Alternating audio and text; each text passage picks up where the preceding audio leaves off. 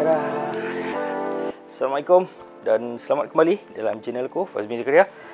Aku beli kerusi boleh tengok itu Firefly Illumibug untuk kerusi kids chair. Aku beli ni untuk anak aku lah, sebab aku tengok dia macam menarik je kan, macam comel je, cantik je kan. Aku beli ni untuk anak aku, jadi aku nak kongsikan lah kerusi-kerusi ni. Tengok. Alright. Okay, packaging dia macam ni Kita kecil, tak terlalu kecil, besar tak terlalu besar. Dia bagi sekali dengan bag dia, warna pink warna pink. Dekat sini ada tag dia, Firefly Illumibug. Dia steel frame dia besi. Lepas tu dia agak kukuh, heavy duty, dan dia boleh tahan berat sampai 70 kilo. Kerusi ni mudah, bagi aku mudah, dan senang lah, compact, kecil. Lepas tu mungkin tak boleh lah, selesa lah, mungkin selesa. Ok, macam biasa, buka.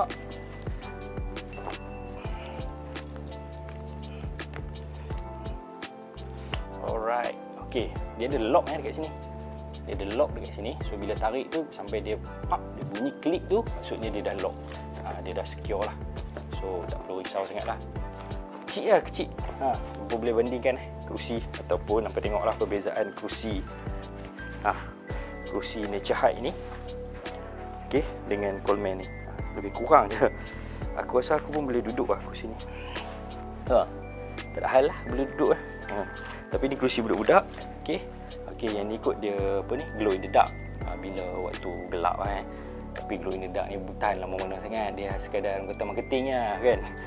Dia menyala apa semua kat sini. Okay, dia ada sediakan cup holder ni. Boleh letak ayak kat sini. Belakang ni dia ada poket, kita boleh letak barang-barang. Tak apa-apa kan, nak letak barang ke apa, buku ke. Lepas tu di sini dia sediakan poket juga untuk letak barang-barang macam contoh makanan ke, apa-apa lah. Sebab dia macam dia ada penebat haba jugalah. Dia macam kalau kata makanan barang-barang yang sejuk tu mungkin boleh tahan lama agak ni, dalam ni dia macam tebal agak ni. Dan di bahagian bawah ni pun ada juga ni bag ni, boleh juga letak apa, handphone ke, toys ke, apa-apa kan, boleh letak kat sini. Kalau ikutkan dekat website dia, berat dia dalam tak sampai 1 kilo, 0.9 kilo macam tu. Sangat ringan. Ni keadaan bawah dia. Bila kita nak fold chair ni, dia tak boleh, kita kena tekan dulu lock ni. Tekan dulu lock ni, kemudian baru boleh fold. Macam tu saja. Okey. Kemudian boleh masuk dalam bag.